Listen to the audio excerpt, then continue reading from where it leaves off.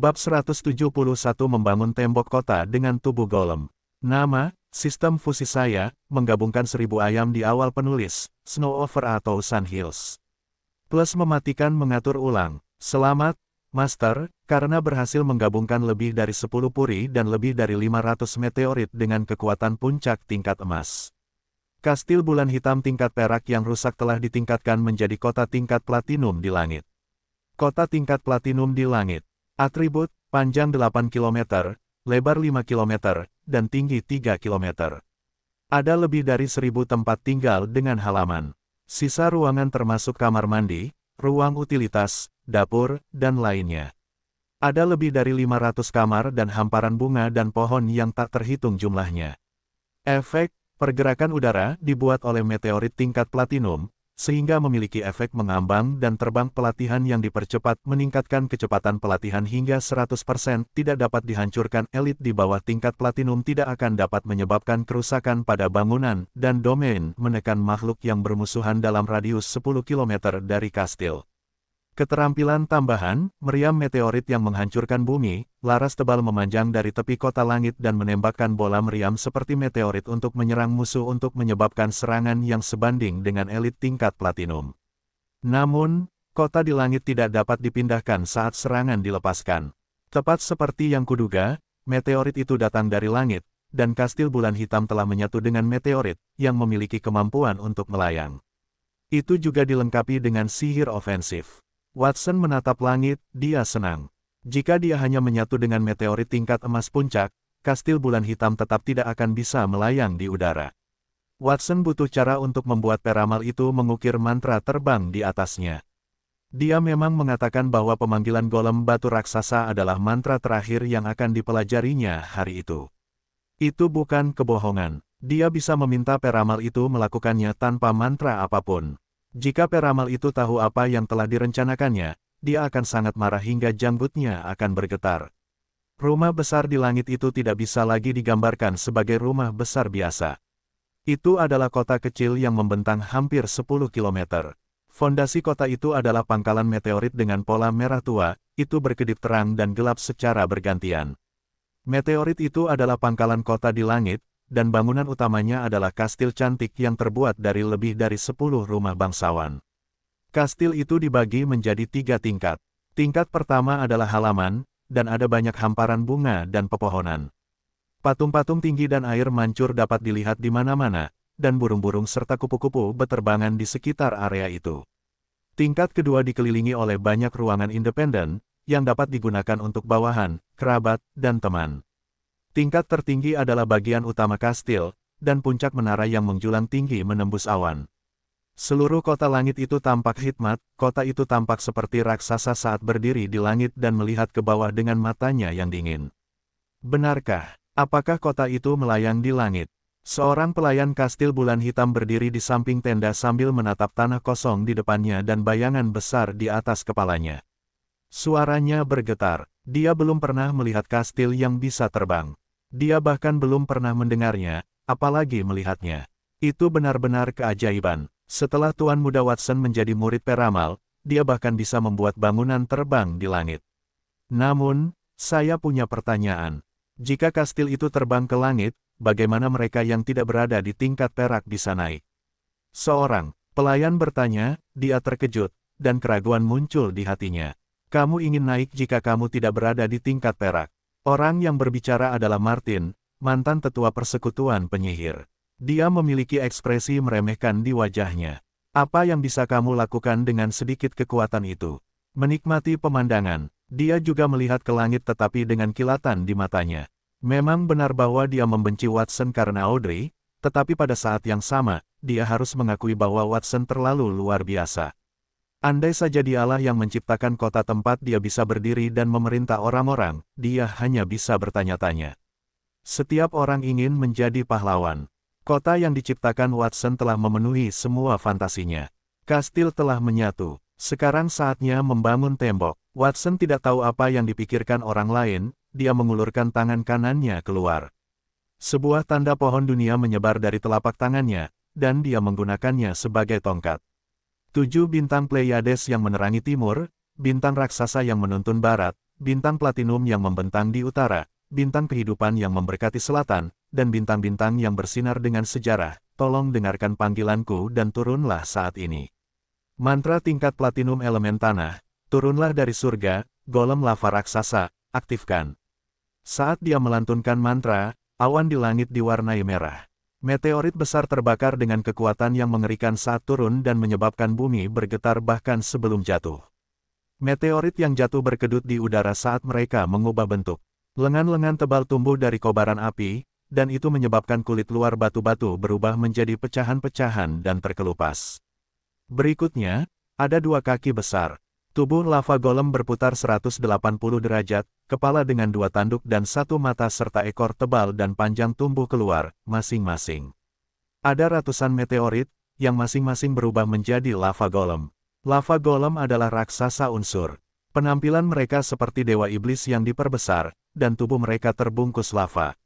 Beberapa orang mengatakan bahwa raksasa unsur tidak lebih lemah dari naga pada zaman kuno.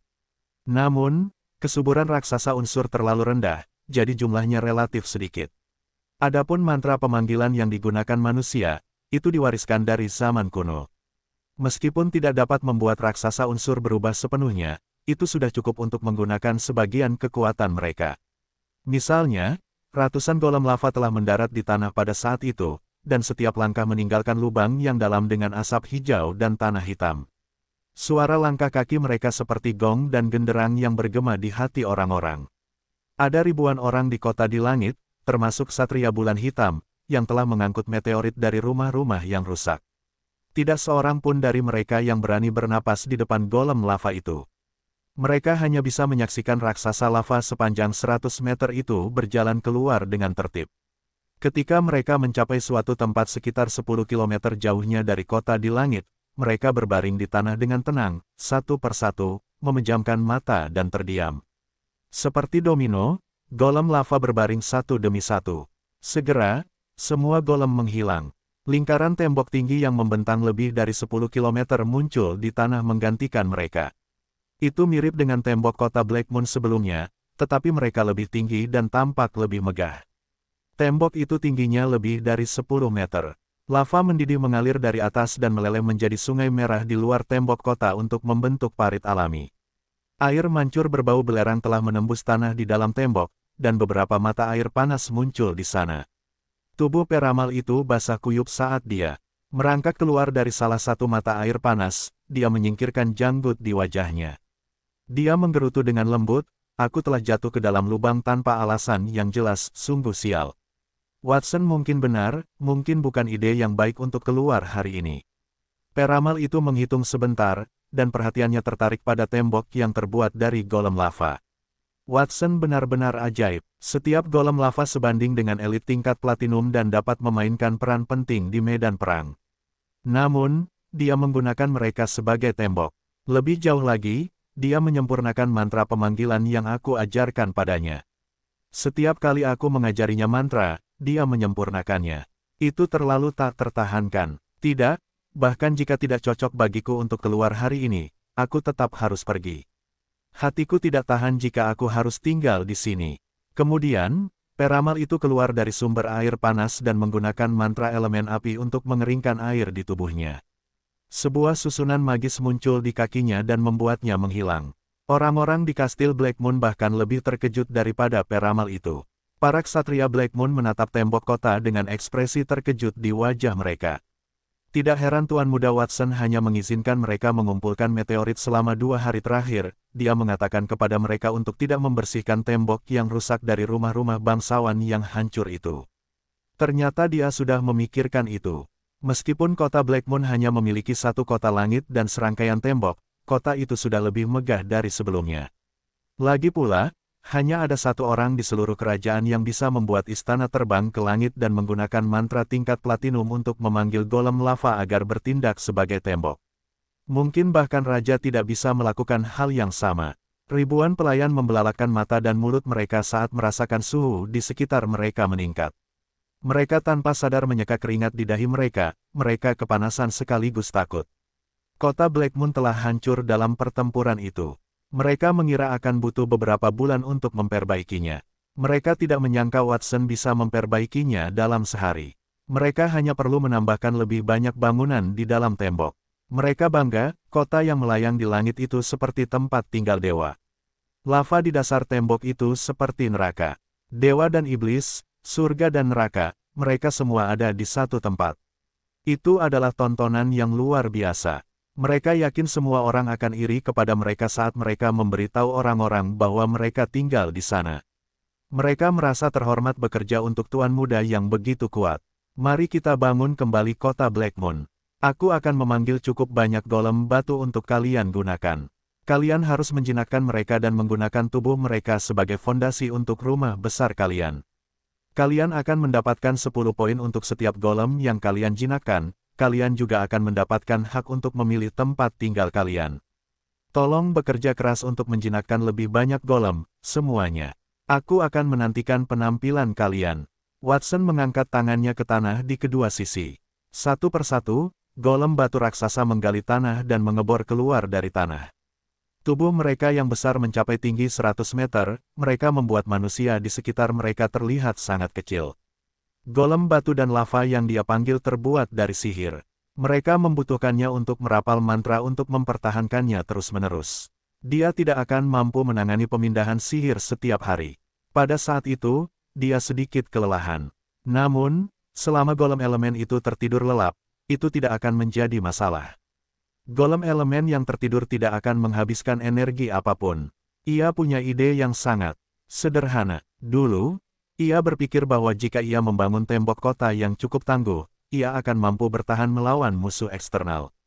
Ia telah berubah pikiran. Tidak peduli seberapa kuat tembok kota itu tetap tidak bernyawa. Para golem unsur itu hidup. Lain kali jika ada yang ingin menyerang mereka, ia akan membiarkan para ksatria bulan hitam membangunkan para golem untuk melawan musuh bersama-sama. Jika ada yang mencoba menghancurkan tembok kota mereka, mereka akan membangunkan para golem yang sedang tidur. Mungkin mereka bisa bertanya kepada para penyerbu itu bagaimana perasaan mereka tentang hal itu. Apakah mereka akan takut setengah mati? Watson tersenyum saat memikirkan hal itu. Cuaca mendung, seolah-olah ada tanda-tanda turun salju. Sekelompok orang berjalan menuju kota Black Moon, mereka dipimpin oleh Christine, Morgan, dan Jack. Mereka mengenakan pakaian yang mengesankan, diikuti oleh sekelompok penjaga dan pemilik rumah bangsawan lainnya. Christine, menurutmu mengapa Tuan Kastil Black Moon memanggil kita untuk rapat? Morgan menoleh untuk melihat Christine saat dia berjalan, dan dia melihat baju besi emas yang dikenakannya. Matanya penuh dengan rasa iri. Apa lagi yang bisa kita lakukan? Seminggu yang lalu, Kastil Black Moon bertempur dengan persekutuan penyihir dari kota Monty, dan sebagian besar kota hancur. Dia pasti memanggil kita untuk meminta uang guna membantu membangunnya kembali, kata Christine. Kita harus membayarnya lagi. Mereka telah meminta sesuatu dari kita terakhir kali, kapan mereka akan memberi kita keuntungan? Morgan sedikit tidak puas. Lebih dari seminggu telah berlalu sejak pertempuran antara Kastil Black Moon dan persekutuan penyihir. Berita tentang kemenangan Kastil Black Moon telah sampai ke pemilik rumah bangsawan, mereka merasa lega. Jika Kastil Black Moon dikalahkan, mereka tidak akan tetap menjadi sekutu. Dia tidak tahu mengapa Kastil Black Moon selalu terlibat dalam perkelahian dengan lawan-lawan kuat lainnya. Morgan tahu tentang dua pertempuran baru-baru ini, salah satunya adalah dengan geng bandit iblis wanita. Sebelumnya, dia diancam oleh geng bandit. Dia ingin membangun hubungan baik dengan Kastil Black Moon, jadi dia selalu membawa minuman berharga bersamanya selama kunjungannya. Mereka juga mendengar bahwa persekutuan penyihir telah mengundang penyihir paling berpengetahuan di kerajaan, sang astrolog. Namun, pria itu menjadi Tuan Watson, dan itu berarti mereka harus lebih banyak mendapatkan bantuan darinya. Karena sang astrolog adalah Tuan Watson, mungkin pertempuran itu hanya tindakan untuk menyakiti pemilik istana lainnya seperti mereka. Kalau tidak, mengapa mereka baik-baik saja setiap kali perkelahian terjadi di Kastil Black Moon? Mereka bahkan membuat mereka membayar barang-barang. Dia punya alasan untuk curiga. Morgan, jika kamu tidak senang, kamu tidak perlu datang. Aku bisa melihat bahwa kamu tidak mau, tetapi kamu telah membawa banyak barang bersamamu. Apakah kamu mengatakan itu agar kita membawa lebih sedikit barang bersama kita? Dan agar kau bisa menyimpan keuntungannya untuk dirimu sendiri. Christine tampak mengisyaratkan sesuatu saat dia melihat ke belakang Morgan. Beberapa penjaga membawa kotak-kotak besar di tangan mereka. Di dalam kotak-kotak itu ada botol-botol anggur yang sangat lezat, dan setiap botol bernilai lebih dari 1 koin perak, ratusan botol anggur bernilai puluhan koin emas. Sepertinya Christine telah mengungkap niat Morgan, dia terdiam. Selama insiden geng bandit iblis wanita, Watson telah memanggil mereka, dan dia telah memberi mereka baju besi tingkat emas sebagai kompensasi. Mungkin dia akan memberi mereka sesuatu yang lebih baik pada pertemuan berikutnya. Dia berharap hal itu akan menimbulkan ketidakpuasan di antara pemilik manor lainnya. Watson akan memberinya hadiah jika yang lain tidak memiliki barang dengan kualitas yang sama. Dia juga menginginkan baju besi tingkat emas. Dia sangat iri dengan baju besi di tubuh Christine. Morgan, jika kamu ingin menggunakan metode itu untuk menabur perselisihan di antara kita dan membuat kita tidak senang dengan Kastil Blackmoon, lupakan saja. Jack membelai jenggot hitamnya yang tebal, dan dia tersenyum. Aku juga membawa banyak barang. Yang utama adalah ramuan obat dan peralatan yang dapat digunakan untuk memperlengkapi monster. Aku yakin Tuan Muda Watson akan puas. Siapa yang ingin menabur perselisihan di antara kalian berdua? Aku hanya mengatakan apa yang kupikirkan. Morgan mendengus dingin. Dia memikirkan lebih dari 10 pemilik manor yang telah diundang ke kastil terakhir kali. Mereka adalah sepertiga dari pemilik manor yang telah menandatangani kontrak dengan Kastil Blackmoon. Masing-masing dari mereka telah membawa banyak barang. Beberapa dari mereka membawa makanan dan daging langka, dan beberapa dari mereka membawa baju besi dan pisau. Bahkan ada yang membawa lebih dari 20 gadis muda cantik untuk Watson. Orang-orang itu adalah pesaingnya. Tepat saat dia mempertimbangkan apakah akan mengirim seseorang kembali ke rumah bangsawan untuk mengambil anggur yang berharga, seorang pemilik rumah bangsawan yang bepergian bersamanya tiba-tiba menunjuk ke kejauhan dan berseru, "Lihat, tembok kota Blackmoon terlihat berbeda sekarang." Omong kosong, tembok itu pasti runtuh setelah pertempuran, jadi tentu saja, itu berbeda dari masa lalu. Morgan ingin mengatakan itu, tetapi ketika dia melihat ke arah itu, dia melihat dinding lava tak berujung yang mengalir di kejauhan. Dia membelalakkan matanya, dia tidak dapat mengatakan sepatah kata pun. Asap hijau mengepul ke atas dari dinding merah tua itu. Di luar, ada sungai lava yang lebarnya beberapa meter. Sebelum dia bisa mendekat, gelombang panas yang melonjak menghantamnya. Mungkin tembok itu dihancurkan oleh sihir api. Christine juga bergumam dengan heran, dia merasa ada yang tidak beres. Lava itu tidak merusak tembok. Sebaliknya, lava itu tampak seperti tindakan pertahanan. Apakah Kastil Blackmoon mendesain tembok itu? Saat dia memikirkan itu, dia melihat retakan di tembok yang paling dekat dengannya, itu memperlihatkan pupil besar seperti batu rubi. Tembok itu bergerak maju, dan tonjolan muncul. Perubahan mendadak itu membuat Christine menjerit. Itu bergerak. Tembok itu bergerak. Christine, apa yang kamu bicarakan? Jack menatap Christine dengan curiga, lalu dia melihat ke kejauhan. Tembok itu baik-baik saja. Tidak ada yang terjadi. Christine memfokuskan matanya dan melihat bahwa getaran dan mata besar di kejauhan telah menghilang. Seolah-olah semua yang dia lihat adalah ilusi. Dia bergumam, itu aneh. Dia mengikuti pemilik rumah bangsawan lainnya dan berjalan ke depan kota Blackmoon. Saat mereka semakin dekat, tembok kota yang tingginya lebih dari 10 meter dan terbakar oleh lava tampak semakin tinggi. Mereka merasa seperti semut-semut kecil di bawah tembok kota, dan mereka tidak dapat menahan rasa hormat di hati mereka. Sungai lava itu sangat lebar. Bagaimana kita akan menyeberanginya? Lava telah menghalangi jalan mereka, jadi seseorang menanyakan pertanyaan itu. Yang lain saling memandang, mereka memiliki keraguan yang sama. Pada saat itu, tembok yang menjulang tinggi di depan mereka tiba-tiba menjulang lebih tinggi dengan gemuruh yang keras. Mereka berdiri. Tembok itu menumbuhkan 4 dahan, dan sebuah kepala muncul saat pupil vertikal besar terbelah di tengahnya. Itu bergerak. Sudah kubilang tembok itu bergerak. Christine berteriak melengking. Pemilik rumah bangsawan dan para penjaga di sampingnya semuanya terkejut. Mereka bergumam, monster macam apa itu? Tubuh mereka gemetar. Selamat datang, pemilik rumah bangsawan, di kota Blackmoon yang baru. Setelah dia memindahkan tembok itu, Watson memimpin 65 ksatria Blackmoon dan berjalan keluar perlahan. Dia melambaikan tangannya, dan bilah panjang yang terkondensasi dari ribuan kristal es muncul. Itu berubah menjadi jembatan yang membentang lebih dari 10 meter panjangnya dan beberapa meter lebarnya di atas sungai lava. Jurus itu adalah teknik pertempuran yang sebelumnya telah ia gabungkan dengan pemimpin kelompok tentara bayaran angin utara, Ron. Itu disebut pedang jiwa S-1000 pedang. Bilahnya dapat dirakit dengan bebas, dan dapat dibentuk menjadi pedang. Tentu saja, itu juga bisa menjadi jembatan.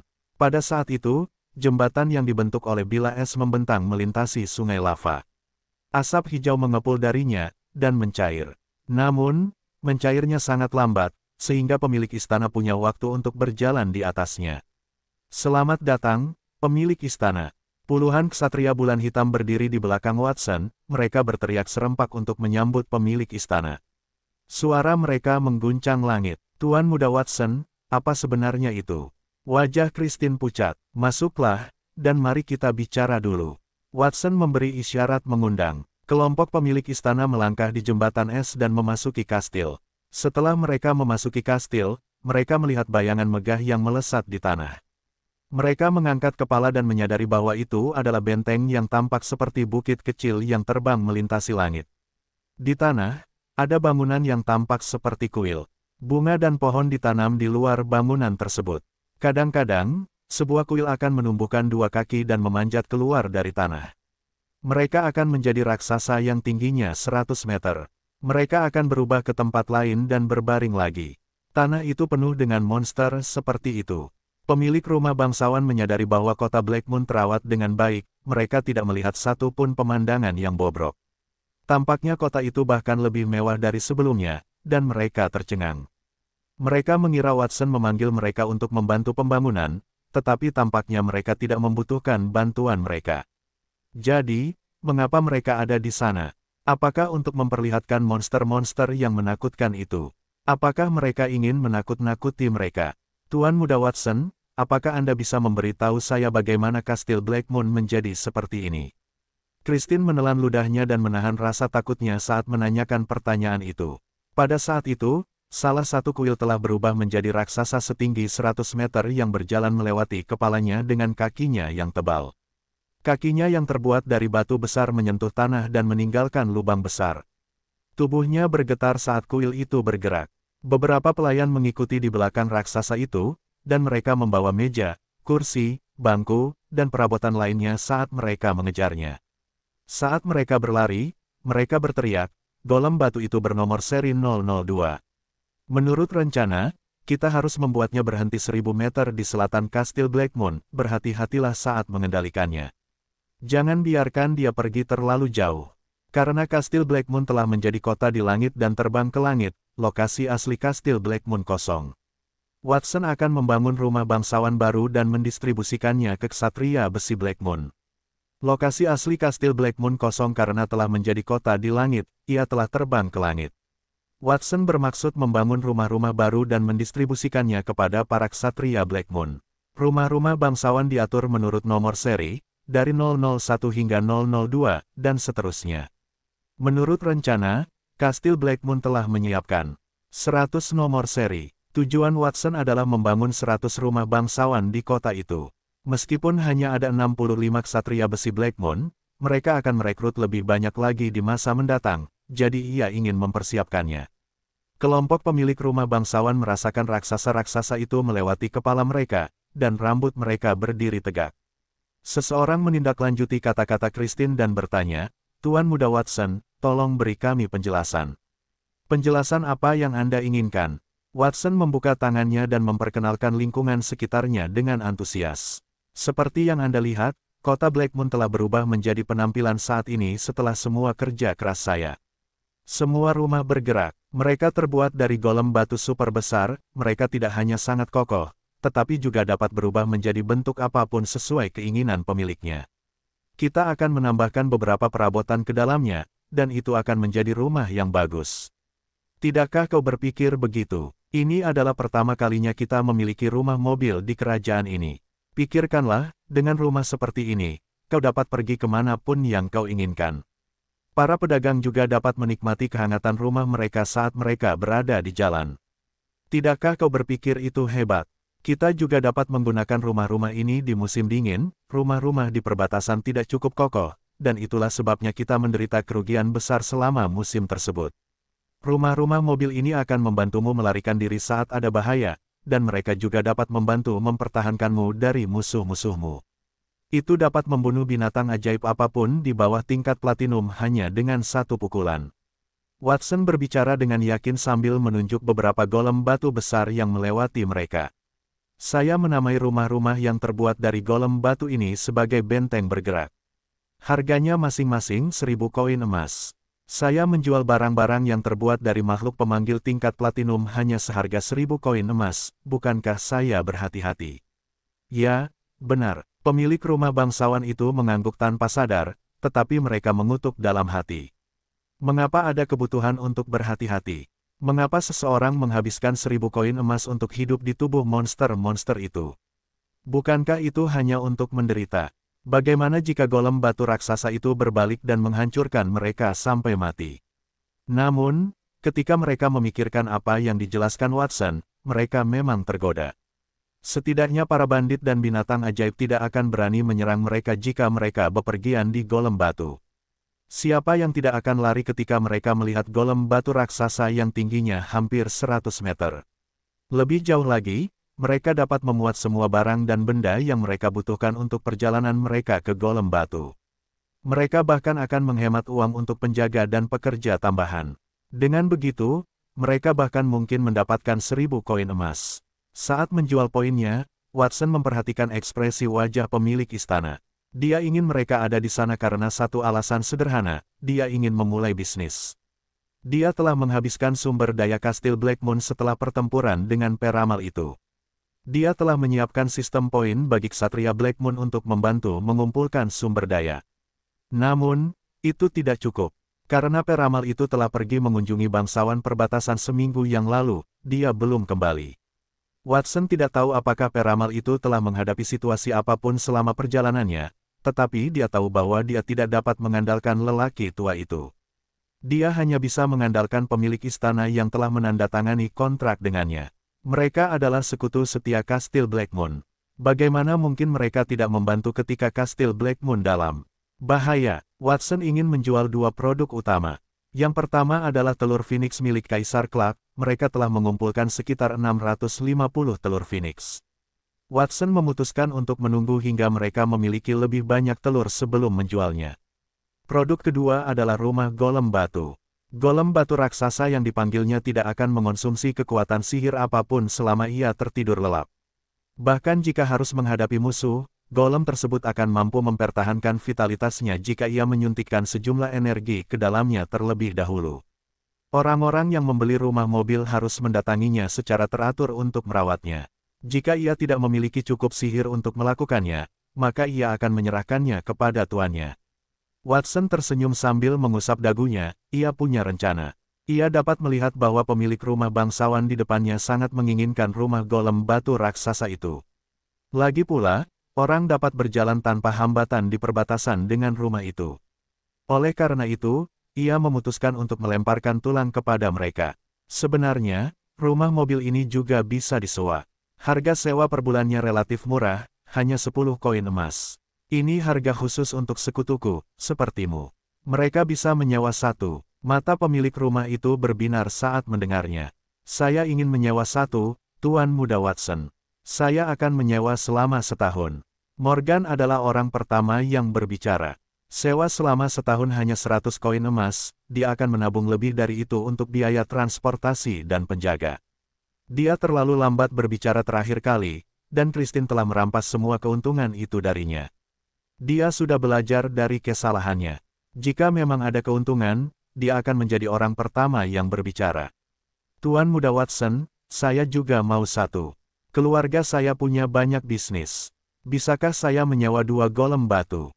Setelah Morgan berbicara, pemilik rumah lainnya tidak mau kalah, jadi mereka mulai memperebutkannya. Tidak perlu bertengkar, golem batu sudah cukup untuk semua orang. Saya akan memberikannya kepada Anda setelah kita menandatangani kontrak. Watson melambaikan tangannya. Selain golem batu raksasa, aku juga butuh bantuanmu untuk menjual beberapa telur Phoenix. Telur itu juga bernilai 1.000 koin emas.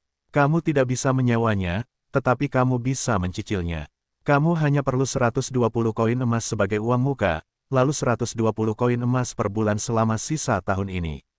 Dia punya tawaran yang bagus untuk mereka. Pemilik rumah bangsawan tahu apa arti telur Phoenix.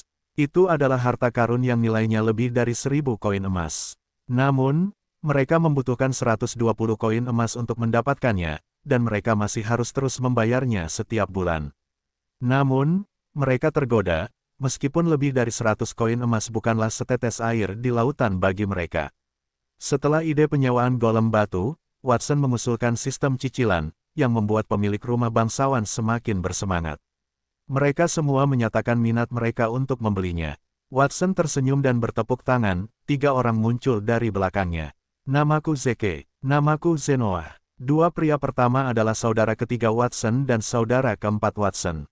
Mereka tampak bangga saat berkata, kami bertanggung jawab atas perdagangan bisnis Kastil Blackmoon. Jika ada yang Anda butuhkan, beritahu kami saja. Saya yakin banyak dari Anda yang mengenal kami sekarang. Jadi, izinkan saya memperkenalkan Anda kepada orang di belakang kami. Dia saudara kelima kami, Peter. Kesehatannya buruk, dan dia terbaring di tempat tidur, dia bahkan tidak bisa berjalan tegak. Namun, berkat telur Phoenix, dia sekarang bisa berjalan, berlari, dan terbang. Halo, semuanya. Nama saya Peter. Peter tersipu ketika kedua kakak laki-lakinya menyebutnya sebagai bukti khasiat telur Phoenix yang luar biasa. Dia memperkenalkan dirinya dengan suara rendah. Pemilik rumah besar mendecak lidah mereka dengan takjub ketika mereka melihat kulit kemerahan Peter, dia sama sekali tidak tampak seperti pasien. Mereka menjadi lebih berharap pada telur Phoenix.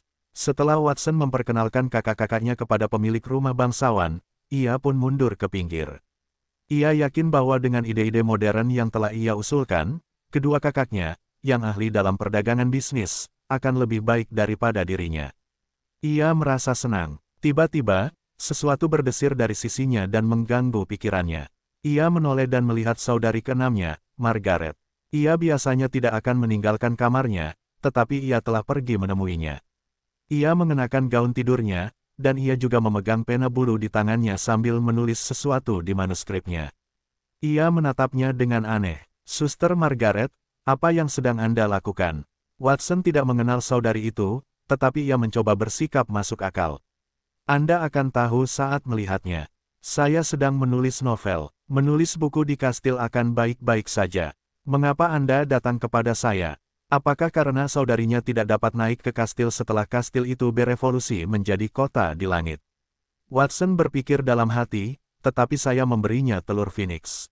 Ia seharusnya menguasai kemampuan untuk terbang. Dia tidak dapat memahaminya. Tiba-tiba, Margaret meletakkan pena bulunya dan memutar matanya. Apakah menurutmu aku ingin berada di sini? Ini semua salahmu. Aku menjalani hidup yang damai, hanya dengan menulis cerita di rumah. Ini semua karena auman naga itu. Apakah kamu tahu apa artinya melihat naga sungguhan saat kamu sedang duduk di rumah? Ketika Margaret berbicara, dia membelalakan matanya karena marah. Bukan hanya naga, kamu bahkan telah membawa rumah kita ke langit. Selain itu, kita memiliki raksasa yang tingginya 100 meter. Itu membuatku merasa seperti tinggal di dunia lain. Itu benar-benar, Watson memotongnya ketika dia menyadari bahwa dia terlalu bersemangat untuk berbicara. Maafkan aku, kakak, ini semua salahku. Aku telah membuatmu takut. Tindakannya pasti mengejutkan saudara perempuannya, yang menghabiskan seluruh waktunya di rumah. Namun, kalimat Margaret berikutnya membuatnya membeku di tempat. Itu hebat, tentu saja, bukankah itu hebat? Margaret memegang pena dan kertas di tangannya, dan matanya berbinar seperti bintang.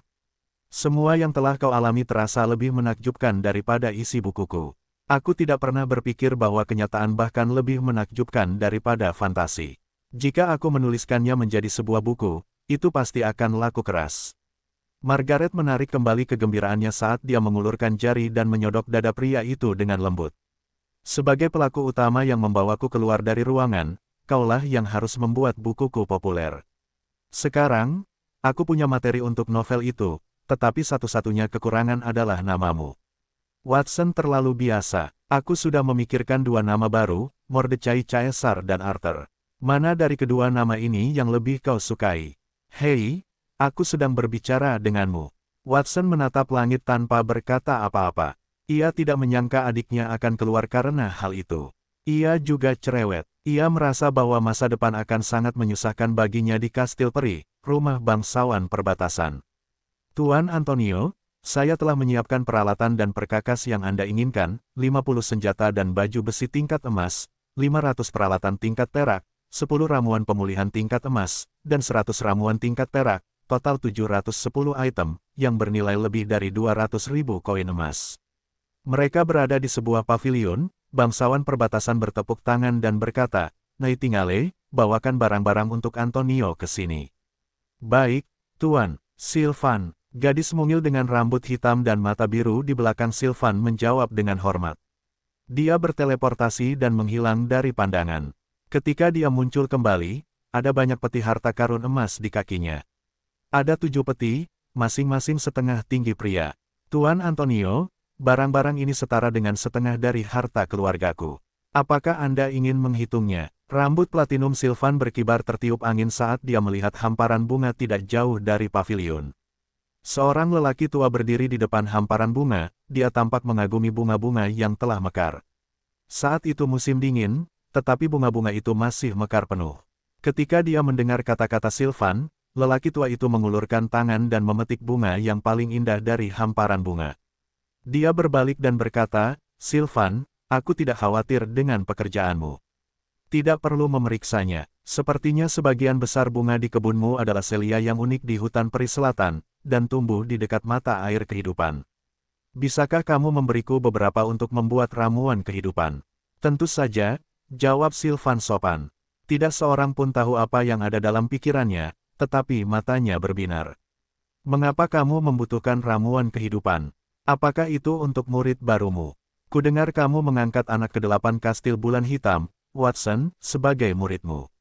Ramuan kehidupan adalah ramuan tingkat perak yang dapat mengisi kembali vitalitas seseorang yang hilang. Sang peramal berencana untuk mengambilnya kembali dan membuat beberapa ramuan untuk membantu Watson berlatih mantra pelepas waktu. Dia mengangguk ketika mendengar kata-kata Sylvan. Aku tidak menyangka kau sudah mendengar tentang ini. Ya, benar, Watson adalah muridku. Sepertinya Watson telah memberitahu orang-orang untuk menyebarkan berita tentang hubungan guru-murid mereka. Watson tidak akan tinggal diam selama seminggu terakhir, dan Sylvan mengendalikan perbatasan, jadi tentu saja, dia akan mendengar berita itu. Sylvan, Watson adalah adik laki-lakimu, yang berarti keluargamu adalah muridku, nasib buruk. Tidakkah kau punya lebih banyak hal untuk diberikan kepadaku? Keluarga, apakah kau berbicara tentang Watson dan aku? Sylvain mengangkat alisnya pada pertanyaan peramal itu. Dia tidak tahu mengapa dia mengatakan itu. Watson dan dia, mereka telah saling memanfaatkan. Watson hampir hancur karena pertempurannya dengan pasukan sekutu pemilik Manor. Akan cukup baik jika dia tidak membenci hitungan perbatasan, apalagi menjadi keluarganya. Tanpa sadar, Sylvan menatap Nightingale, yang berada di sampingnya. Apakah terjadi sesuatu antara Nightingale dan Watson? Apakah itu sebabnya sang astrolog berkata demikian? Nightingale, yang telah menjadi pengawal pribadinya selama bertahun-tahun, dengan cepat memahami apa yang dimaksudnya. Dia menggelengkan kepalanya, menunjukkan bahwa dia tidak ada hubungannya dengan situasi tersebut. Sylvan hendak bertanya lagi ketika dia mendengar sang astrolog berkata, Sylvan, kamu tidak perlu bertindak. Aku sudah tahu bahwa Watson adalah anak harammu. Katakan padaku, dengan siapa kamu memiliki Watson? Anak haram, mengapa kamu tidak mengatakan apa-apa, Sylvan? Apakah Watson adalah putra yang kamu miliki secara diam-diam dengan istri Edward? Aku tidak bisa mengendalikan urusan pribadimu, tetapi jika kamu benar-benar meniduri pria lain, maka kamu sudah keterlaluan. Bagaimanapun, Edward adalah anggota keluarga Saint Laurent. Bahkan jika dia bukan, tidak benar bagimu untuk main-main dengan istri orang lain. Pokoknya, aku sudah mengganggumu selama seminggu ini, kurasa sudah waktunya aku pulang. Maukah kau mengatakan yang sebenarnya sebelum aku pergi? Sang peramal telah menghabiskan waktu yang lama di rumah bangsawan perbatasan. Di satu sisi, ia bersembunyi dari Watson, takut ia akan diganggu untuk mengajari bocah itu sihir lagi. Di sisi lain, ia ingin mempelajari lebih lanjut tentang hubungan Sylvan dan Watson. Ketika ia tiba, ia menemukan bahwa Sylvan belum menikahi siapapun. Para pelayan tidak tahu apakah Sylvan bahkan punya kekasih. Ia tidak terkejut. Bagaimanapun, Watson adalah anak haram. Jika semua orang tahu tentang hubungan Watson dan Sylvan, ia tidak akan menjadi anak haram. Ia awalnya bermaksud membiarkan Sylvan mengaku padanya. Sayangnya, ia tidak mengatakan apa-apa, jadi sang peramal mengambil inisiatif untuk menanyakannya. Tuan, apakah Watson mengatakan itu padamu? Sylvan memiliki ekspresi aneh di wajahnya. Ia pikir Watson sangat berani. Ia dipenuhi dengan amarah karena saudara perempuannya. Bagaimana dia bisa menikah sebelum membalas dendam pada raja? Bagaimana dia bisa mempertimbangkan untuk menikah, apalagi punya anak? Sang peramal adalah guru yang paling dia hormati, dialah yang mengajarinya sebagian besar ilmu sihir.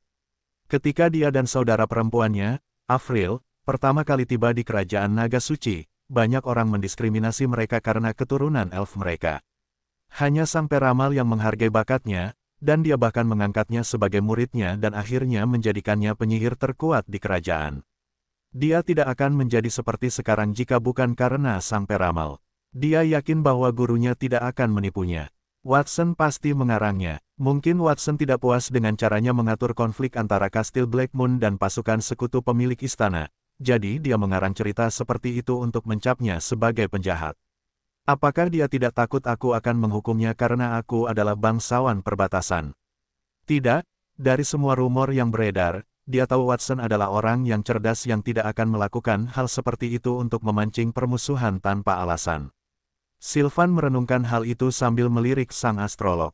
Mungkin Watson tahu bahwa sang astrolog akan bersikap kurang ajar. Klaim Watson sebagai anak haramnya tidak sepenuhnya merugikannya. Dia selalu menduga bahwa Kastil Blackmoon adalah mata-mata raja. Watson akan terikat padanya jika dia menjadi anak haramnya. Dia tidak hanya akan dapat berinteraksi dengan raja, dan dia juga akan dianggap sebagai musuh oleh raja. Setelah mempertimbangkan dengan saksama, membiarkan Watson menjadi anaknya mungkin bukan ide yang buruk. Selama minggu itu, dia mengetahui bahwa Watson telah menjadi murid sang astrolog dan bahwa Kastil Blackmoon memiliki naga sungguhan, meskipun dia tidak mampu menangani binatang yang begitu tangguh. Nightingale ingin dia memberi kompensasi dan meminta maaf kepada Watson karena telah memanipulasi Kastil Blackmoon menjadi pertempuran dengan pasukan sekutu pemilik istana. Dia menolak karena harga dirinya, tetapi dia menyesali keputusan itu. Kastil Blackmoon berkembang jauh lebih cepat dari yang dia duga. Akan lebih baik jika dia menyetujui permintaan itu saat itu. Tentu saja, sudah terlambat. Rumor Watson merupakan isyarat niat baik terhadapnya. Anak laki-laki itu masih muda, tetapi sepertinya dia sangat ahli dalam merencanakan sesuatu yang mungkin akan memengaruhi tujuan balas dendamnya. Semakin dia memikirkannya, semakin dia menyadari bahwa Watson luar biasa. Sylvan mengangguk. Tidak ada yang perlu saya sembunyikan karena Anda telah mengungkapnya, Tuan. Watson memang anak saya tidak bersalah kepada siapapun, tetapi identitas Ibu Watson adalah identitas yang unik. Mohon maaf karena saya tidak dapat memberitahu Anda sekarang. Identitas Ibu Watson unik, tentu saja, karena dia tidak ada sama sekali. Anda akhirnya mengakuinya. Peramal itu tampak tidak menganggapnya sebagai hal yang buruk. Tampaknya kemajuan Kastil Blackmoon berjalan sangat lancar. Dan itu ada hubungannya dengan Sylvan. Kaun perbatasan mungkin telah memberinya 700 item dan mengatakan bahwa itu adalah setengah dari asetnya, tetapi peramal itu bukan orang bodoh. Dia tahu bahwa Sylvan pasti punya rencana. Sylvan tersenyum dan melambaikan tangannya. Nightingale, dapatkan 500 buah peralatan tingkat perak lagi untuk Tuan Antonio.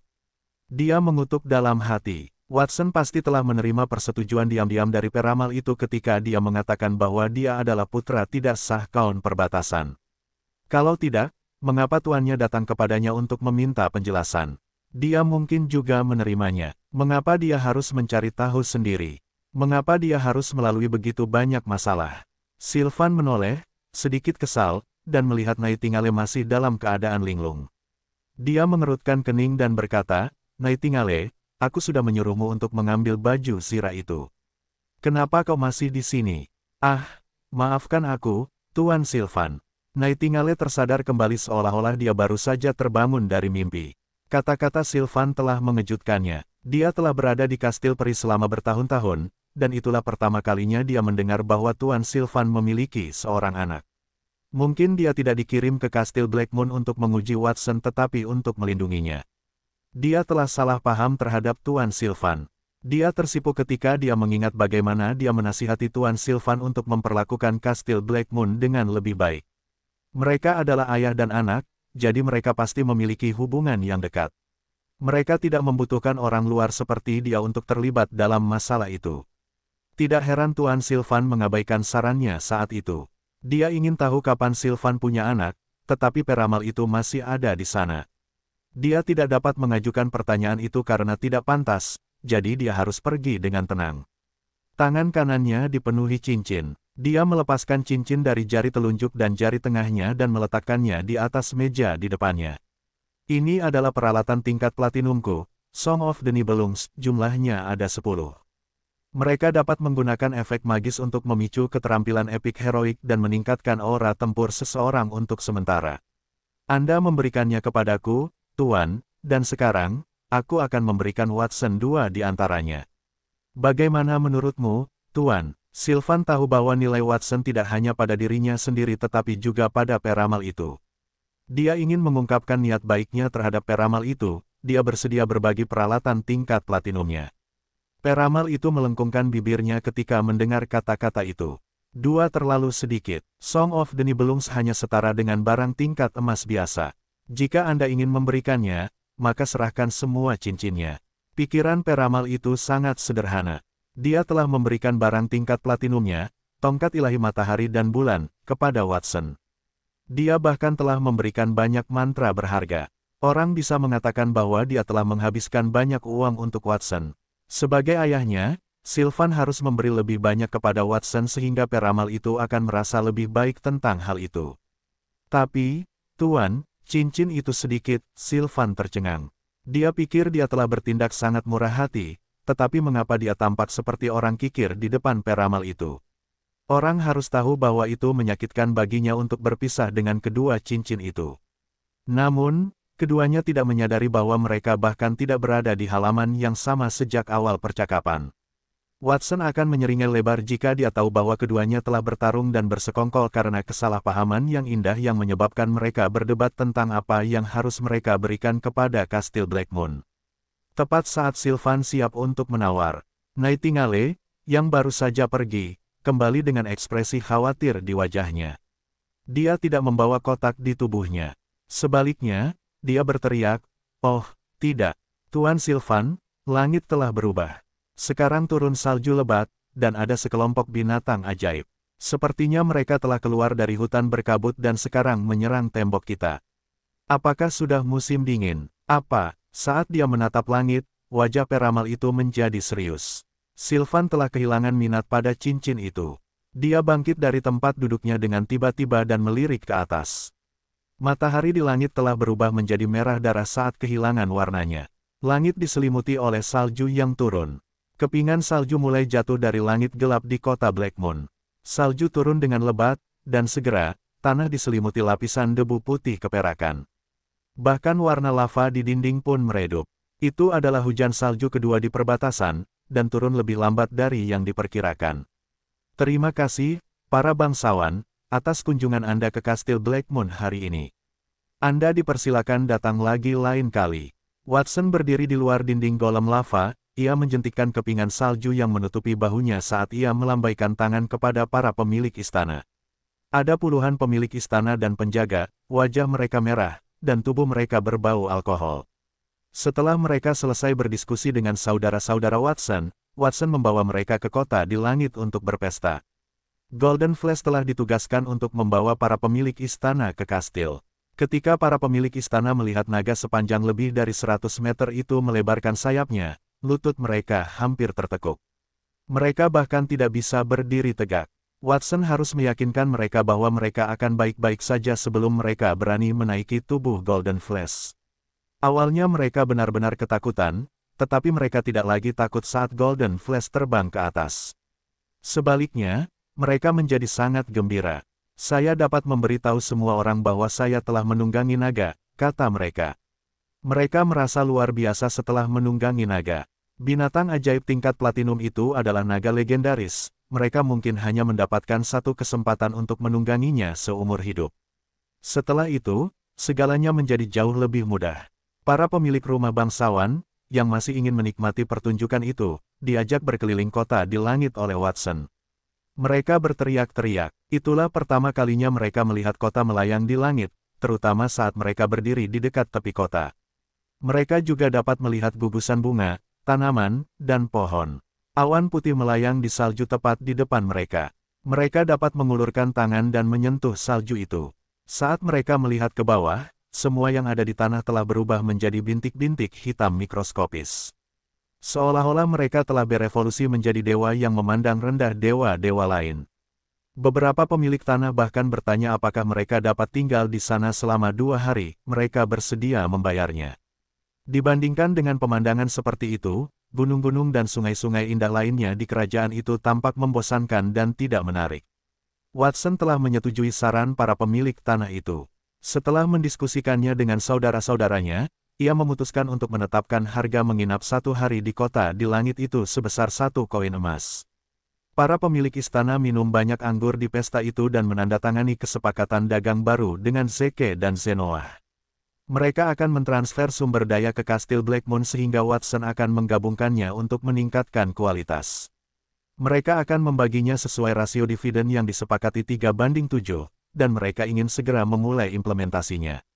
Watson ingin menunggu hingga musim dingin sebelum memulai perdagangan, namun, dia memutuskan untuk tidak menunggu.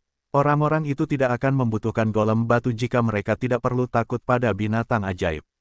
Lebih baik memberitahu mereka bahwa mereka dapat menggunakannya untuk menghindari binatang ajaib selama musim dingin. Karena mereka kekurangan sumber daya, mereka dapat menaikkan harga dengan tepat, yang akan memungkinkan mereka mendapatkan lebih banyak. Jadi, Watson mengirim pemilik istana ke kota terdekat, Monty Town, untuk menimbun persediaan. Zeke, Zenoah, dan Peter menemani mereka. Mereka akan memastikan bahwa pemilik istana tidak mengantongi uang mereka sendiri selama transaksi. Hampir semua pemilik istana telah menyewa golem batu raksasa untuk mengawal mereka ke Monty Town. Masing-masing dari mereka juga membeli 15 telur Phoenix, dan mereka akan membayarnya dengan mencicil. Mereka juga membawa 35 telur Phoenix ke Monty Town agar mereka dapat menyebarkan pesan tersebut. Hanya ada 600 telur Phoenix yang tersisa di Kastil Blackmoon. Pada hari itu, Kastil Blackmoon memperoleh beberapa ribu koin emas dari sewa dan hadiah yang diberikan oleh pemilik istana. Watson tidak tampak terlalu gembira karena jumlah itu terlalu kecil baginya. Ketika perdagangan luar negeri telah stabil, ia akan menghasilkan puluhan ribu, jika tidak ratusan ribu, koin emas per hari. Apa itu beberapa ribu koin emas? 1. Tuan Muda Watson, harap tenang. Kami akan melindungi tuan muda lainnya dalam perjalanan ini. Martin, mantan tetua persekutuan penyihir, tertutup salju. Ia bahkan tidak punya waktu untuk menyekanya. Sebaliknya, ia tersenyum menyanjung di depan Watson. Beberapa tetua yang tersisa berdiri di sampingnya. Anna juga ada di sana. Ia bergumam pelan, ia mengangkatku sebagai presiden persekutuan penyihir yang baru, apakah aku benar-benar memenuhi syarat untuk pekerjaan itu? Mereka juga melakukan perjalanan ke Monty Town. Karena mereka telah mengalahkan persekutuan penyihir, Watson bersedia memberi Anna kesempatan untuk menjadi presiden baru dan mengambil alih persekutuan penyihir. Ron, pemimpin kelompok tentara bayaran Northwind, juga ada di sana. Kedua faksi itu adalah pasukan paling signifikan di Monty Town. Jika Kastil Blackmoon menguasai mereka, maka setengah dari Monty Town akan berada di tangan Watson. Dia tidak puas hanya dengan membangun kembali Kastil Blackmoon. Dia ingin bergabung dengan Monty Town dan membangun kota terbesar dan termewah di perbatasan. Pada saat itu, Ron berdiri di samping Peter, dia tersenyum di wajahnya. Tuan Muda Peter, kudengar kau tidak dalam kondisi kesehatan yang baik baru-baru ini. Mengapa kau tidak ikut denganku? Saat ini sedang turun salju, dan wujud serigala padang es milikku sangat cocok untuk bepergian dalam cuaca seperti ini. Aku bisa berlari lebih cepat dan lebih stabil daripada golem batu. Itu membuat Peter merasa sangat canggung. Tidak tahu malu, beberapa tetua serikat penyihir melirik Ron dan mendengus dingin. Pemimpin kelompok tentara bayaran angin utara yang bermartabat telah menjadi sangat patuh. Apakah dia punya tulang punggung? Dengan pemikiran itu dalam benak mereka, mereka tidak mau kalah. Mereka bahkan menggunakan senyum yang lebih menyanjung untuk menghadapi saudara-saudara Watson. Aku penyihir tingkat perak. Aku bisa menggunakan sihir untuk membawamu terbang, Tuan Muda. Pilih aku yang paling kuat dalam mantra terbang di seluruh serikat penyihir. Mereka terus menyanjungnya karena Watson telah setuju untuk membebaskan mereka dari status budak jika mereka tampil baik selama perjalanan itu. Mereka bisa menjadi bagian dari kastil Blackmoon, dan mereka bahkan mungkin bisa mengendalikan kota Monty seperti yang mereka lakukan di masa lalu. Mereka tidak punya pilihan selain berkompromi demi keuntungan tersebut. Kita pergi sekarang, Watson. Jaga baik-baik keluarga kita saat kau berada di kastil Blackmoon. Sebelum mereka pergi, ketiga bersaudara itu memeluk Watson dengan enggan saat mereka mengucapkan selamat tinggal.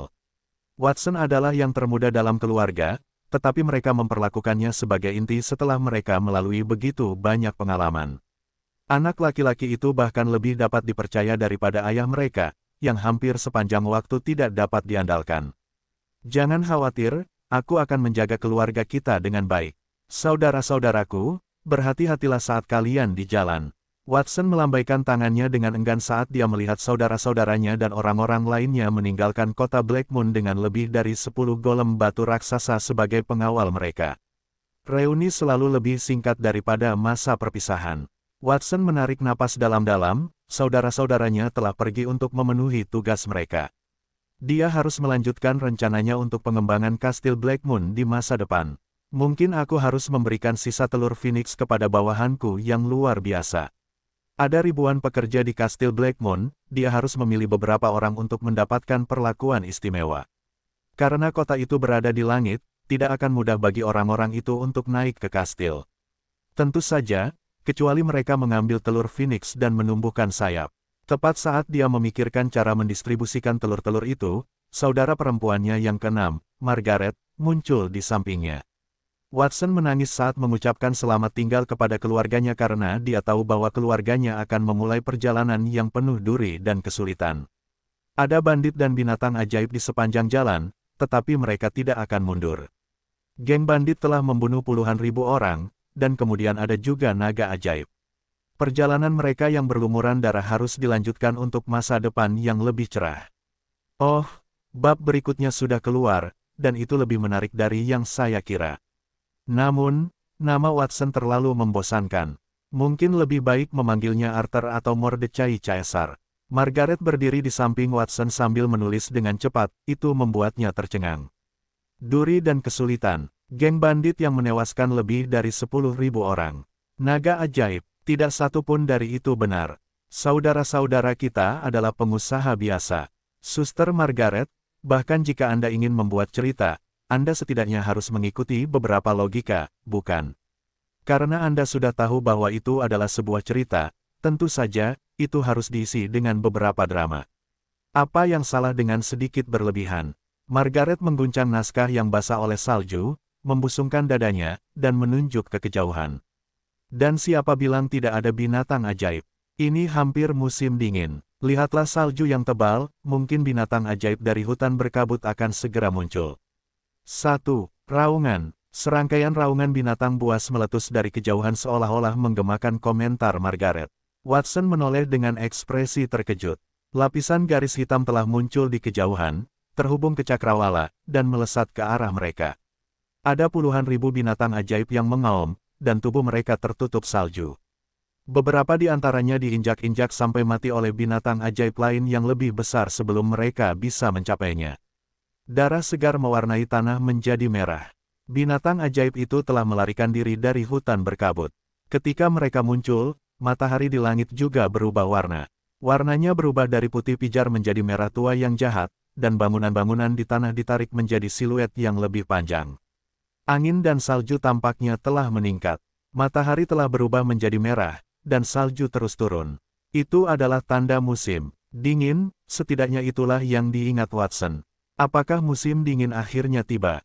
Kakak keenam, kau telah membawa sial bagi kami. Watson mengerutkan kening. Ia melirik Margaret, yang juga sedikit terkejut, dan membentangkan sayap aura tempur emas di punggungnya saat ia terbang ke langit. Sepertinya musim dingin telah tiba, sungguh kebetulan. Aku baru saja mengisi ulang sihir golem batu raksasa itu, dan itu akan bertahan selama sebulan. Jika mereka kehabisan kekuatan dalam melawan binatang ajaib itu, maka aku harus mengisi ulang mereka lagi. Itu terlalu merepotkan. Aku mungkin juga menggabungkan binatang ajaib itu. Sistem, aktifkan fusi. Watson bagaikan dewa saat ia mengaktifkan sistem untuk menyatukan binatang-binatang ajaib di sekitar Kastil Blackmoon. Gelombang cahaya berkelap-kelip saat puluhan ribu sinar menyatu. Dalam sekejap, jumlah binatang ajaib telah berkurang setengahnya. Yang tersisa menjadi lebih besar dan lebih ganas. Namun, binatang ajaib yang lebih kuat itu tidak lagi meraung. Sebaliknya, mereka berlutut di tanah dan menundukkan kepala ke arah Watson seolah-olah mereka sedang memberi hormat kepada kaisar mereka.